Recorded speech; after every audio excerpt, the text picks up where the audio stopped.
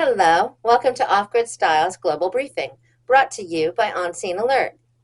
A gas leak triggers chain of power outages spanning from Anchorage to Matsu.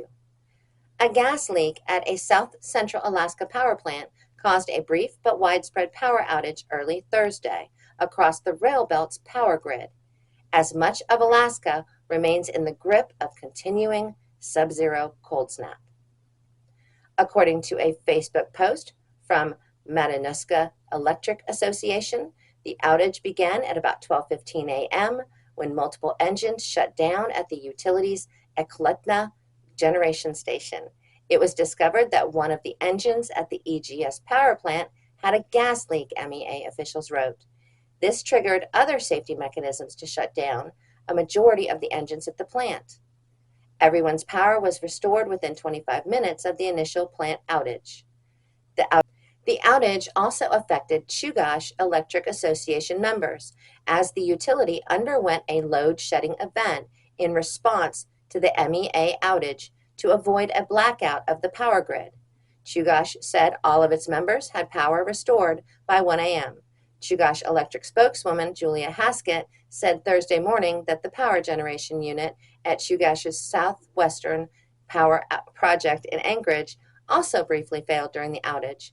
Power was deliberately cut to about 12,000 members spread across Chugach's service area as other units were brought online, but the failed unit was back online within half an hour. The sub-zero cold has also affected sewer systems in the Matsu region, with the city of Wasilla urging people to call public works staff after about 20 sewer systems have frozen amid local temperatures falling to 20 degrees below zero. The city has seen 2 roof collapses in 2 days this week as it digs out from a foot of snow overnight Sunday in a storm that marks Anchorage's earliest recorded date for 100 inches of winter snowfall. The cold snap has shattered expectations for a warmer winter due to El Nino, also placing additional strain on homeless shelters. Before our other stories, a word about our sponsor. On-Scene Alert lets you know when critical incidents happen, right as they happen. You can receive texts that notify you immediately of things like man-made disasters, natural disasters, violent threats, and many more events, including the stories in this briefing. I have posted a link to the website in the description.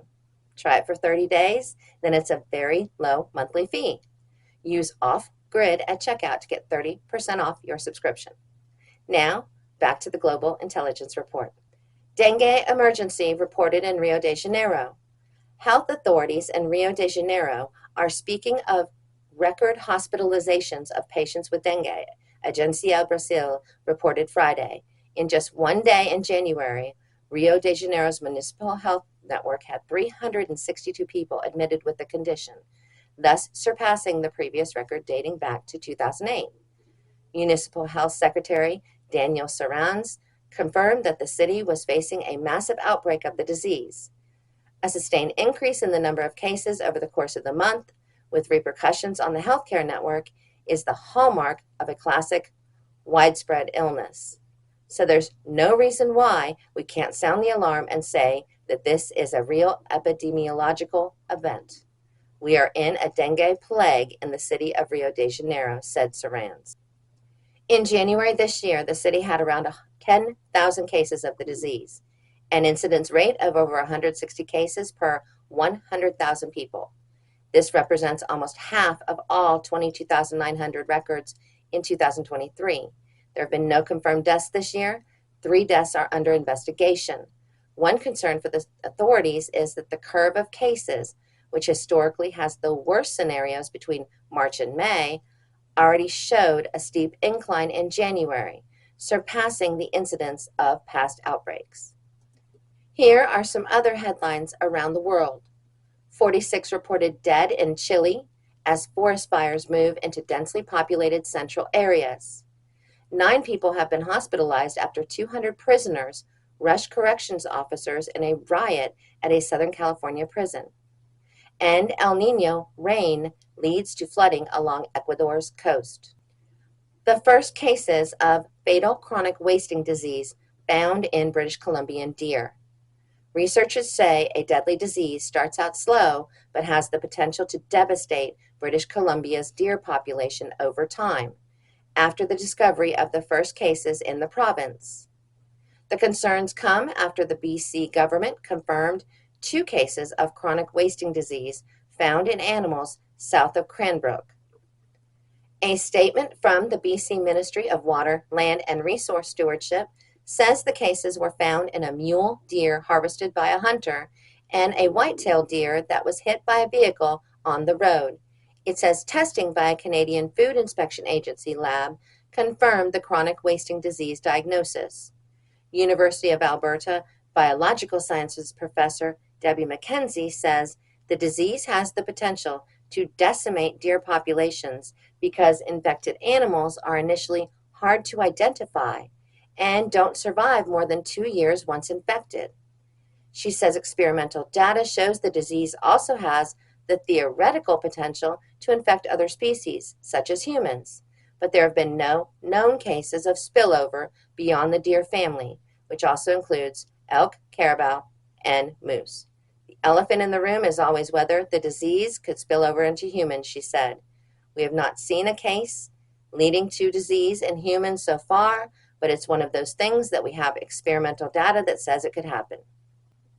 The BC government says that while there is no direct evidence of chronic wasting disease being transmitted to humans, Health Canada and the World Health Organization say people should not eat infected animals. It says anyone who sees an elk, a deer, a moose, or a caribou exhibiting symptoms such as weight loss, poor coordination, stumbling, or general sickness for no obvious reason should report the sighting to the BC Wildlife Health Program. A statement from the BC Wildlife Federation says the disease is spread from region to region through the transport of carcasses or contaminated hay.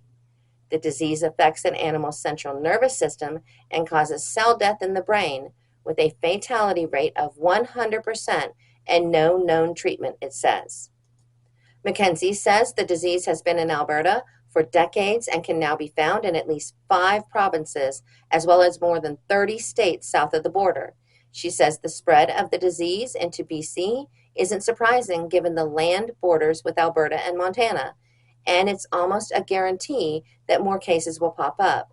It's typical for the disease to start slow, like it is in BC, McKenzie says. It starts very low, but we have areas in southwestern Saskatchewan now where more than 80% of the mule deer bucks are positive for the disease. So this is ultimately going to have a huge impact on the deer population. The current DEFCON level is 3.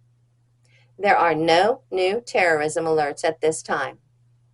Thank you for joining me for this edition of the Global Intelligence Briefing, and thank you to our sponsor, On Scene Alert.